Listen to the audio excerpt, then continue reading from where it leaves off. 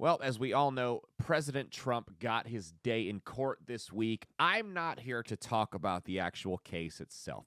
We all know this is a political hatchet job by an activist DA that wants to make a name for himself. And what better way to make a name for yourself than by going after the former president of the United States in what is clearly what anyone who takes the bias goggles off for 10 seconds can see, a political hatchet job. That is obvious. I am unapologetically outspoken conservative. I'm not a huge Trump guy, which is weird because I probably align with the MAGA, more Trump side of the Republican Party as far as my views go, more than any other faction of it. But I think Trump can be self-destructive. I think he gets in his own way, and I think the general public is fatigued of him. Those are my criticisms of Trump. Regardless, this is clearly a hatchet job on him. Clearly. I don't want to talk about that, though. I don't want to talk about the case itself. We all know that. You're here on this channel, you know that. Okay, you know that by now, at least. I want to talk about the ramifications this has going forward in 2024 for the Republican Party. Because let's be real, eyes on the prize, guys. The most important thing right now is defeating Joe Biden, removing him from office peacefully. Peacefully. YouTube, don't censor me for, incitement to violence. Peacefully, democratically. You know how they love that word. The most important thing we can focus on right now is defeating Joe Biden. That's the most important thing right now. We cannot lose focus of the, yes, what is happening to Trump is awful.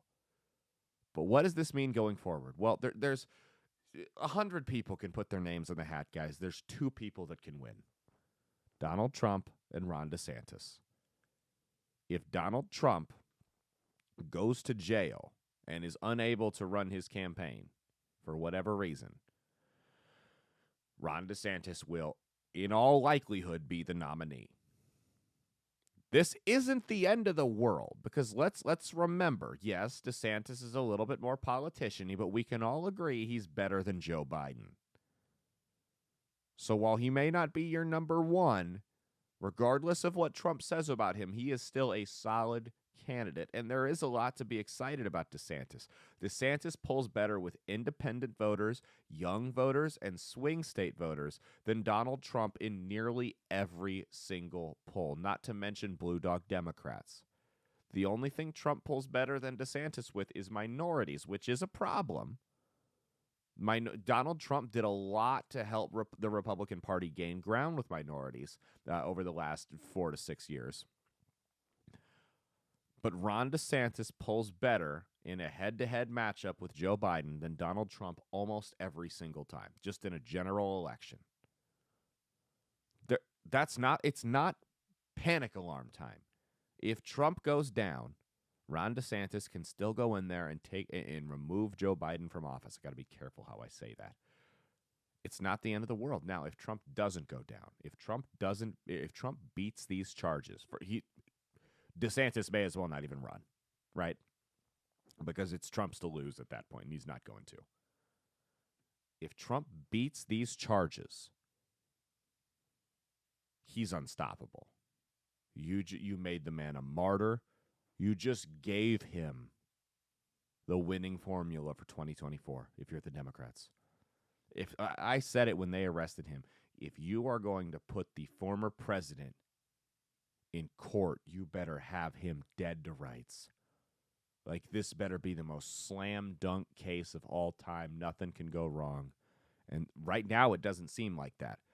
If Trump beats this case, or he gets away with just some silly misdemeanor fine that the judge strikes everything else down, or whatever the case may be, the amount of egg on the Democrats' face, they're not going to be able to clean it up for years. That's it. I don't see this as the negative. Listen, it is bad, because anytime someone goes out arresting political opponents, and I'm worried this is going to start a precedent that creates a domino effect where the Republicans take office and they go out and they prosecute their political opponents, and then boom, boom, back and forth, back and forth, back and forth until the end of time. I'm concerned about that. But I think in the short term, when the short-term goal is defeating Joe Biden in 2024, I don't think this is necessarily the worst thing, or at least I can see the silver lining on it. Because if Trump beats these charges, the general public will see the impeachment hoax. They'll see the Russian collusion hoax, which some people still think happened. But they'll see they got him how many times in the impeachment hoax, the Russian collusion hoax, the insurrection nonsense, even though he's on video repeatedly saying, do not go to the Capitol, please be peaceful, right? The selling nuclear secrets to Iran, the treason thing. All of this stuff has failed, and now they're going to see that this fails as well. They're going to say, oh, my God, there's actually a witch hunt for this guy. What could they do to me? And the answer is a lot worse, because you're not a former president who's worth over $1 billion. Could do a lot worse to you, my friend. A lot worse. You don't even want to imagine what they could do to you, and no one would bat an eye. Because you don't have the following Trump does, and that's the last point I wanted to make here. If Trump does go to jail, there is a chance right now, before all this went down, there was a chance that DeSantis could knock off Trump. He had the momentum. He crushed it in Florida when Trump's candidates kind of faltered until the arrest. But if Trump were unable to run, this provides DeSantis with probably the only opportunity he has to salvage as much of Trump's base as he could. Because let's be real here. Even if DeSantis beat Trump in a primary fair and square, Trump would cry fraud and say, do not vote for this guy. This primary was stolen from me. Either stay home or write my name in. That's what would happen. And even if only 15% of Republican voters listen to him, that's enough to kneecap anybody. So this may be the way, if you're Ron DeSantis, that you can secure the overwhelming majority of Trump's base to win, or the overwhelming majority of Trump's base, at least enough to win, and not piss everyone off, or without pissing everyone off on Trump's base. This may be the only way you can pull this off, is if Trump goes to jail. Because then there's not really going to be a head-to-head primary. You know, I really find it hard to believe, and anything can happen, but I find it hard to believe that he wins a primary from a jail cell. I just don't see that happening. So this may be the way that, I mean, you can be the uniter of the party. Hey, pragmatists, hey, Trump supporters, look, I'm your guy. I'm here for everybody. Let's do this. This may be the only way you can unite the party like that. So I don't think it's the worst thing going forward. Again, I do think it is a very, very dangerous precedent that we're setting. And as I always say on my show, That's Based, which airs every Saturday, Rumble, Spotify, Spreaker, Apple Podcasts, iHeartRadio, OutlawStreamers.com. Links in the description below.